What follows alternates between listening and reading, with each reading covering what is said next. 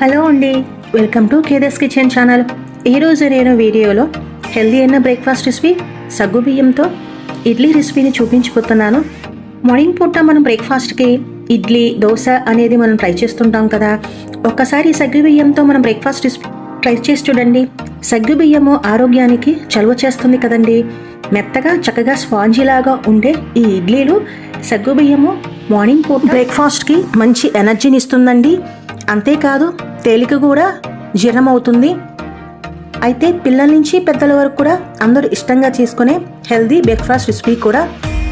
దానికోసం ముందుగా నేను సగ్గు బియ్యాన్ని కడిగి ఇలా పావు కప్పు వాటర్ యాడ్ చేసుకొని 3 గంటల వరకు నానబెట్టుకున్నాను. ఆ తర్వాత 1 కప్పు బొంబాయి రవ్వ, 1/2 కప్పు అంత పెరుగు వేసుకొని పావు కప్పు అంతా వాటర్ యాడ్ చేసుకొని మొత్తం ఇలా మిక్స్ చేసుకుంటున్నానండి. కన్సిస్టెన్సీ మాత్రము కొంచెం గట్టిగా ఉండాలి. చూడండి, మీకు చూపిస్తున్నాను కదా, ఈ విధంగా మనము కలుపుకోవాలి. ఆ తర్వాత 1/2 టీ స్పూన్ అంతా ఉప్పు వేసుకొని మరొకసారి కలుపుకుంటున్నాను. ఇదంతా బాగా ఉండలు లేకుండా చక్కగా మొత్తం ఇలా కలుపుకున్నాను. ఆ తర్వాత నేను 10 నుంచి 15 నిమిషాల వరకు ఒకసారి ఇలా పిండికి రెస్ట్ ఇచ్చేస్తాను.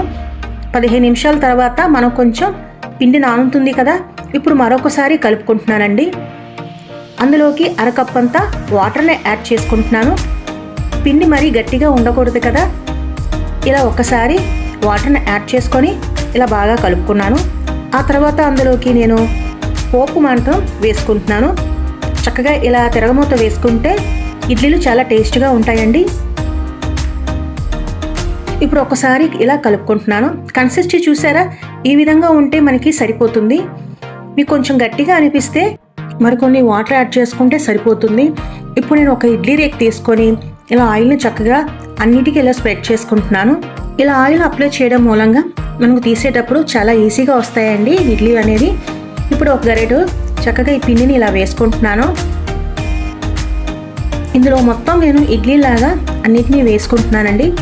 సగ్గుబియ్యంతో చేసిన ఇడ్లీలు శరీరానికి త్వరగా శక్తినివ్వడమే కాదు, ఇందులో కార్బోహైడ్రేట్స్ అనేవి కూడా ఇందులో ఎక్కువగా ఉంటాయి కదా.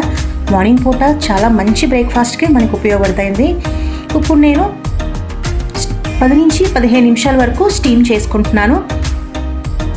15 నిమిషాల తర్వాత మన ఇడ్లీలని ఉడికిపోయినాయి చూసారా. ఇప్పుడు మనకి సగ్గుబియ్యం ఇడ్లీలని రెడీ అయిపోయినాయి చూసారా. చక్కగా స్పాంజీగా చాలా టేస్టీగా ఉంటాయండి. ఏదైనా కోకోనట్ చట్నీతో కానీ టమాటో చట్నీతో కనుక సర్వ్ చేసుకుంటే చాలా బాగుంటాయండి.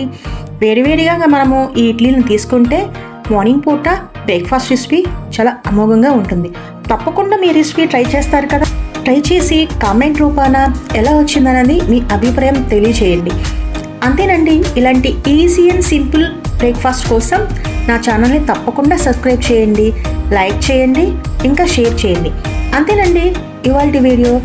మరికొన్ని వీడియోస్లో కలుద్దాం.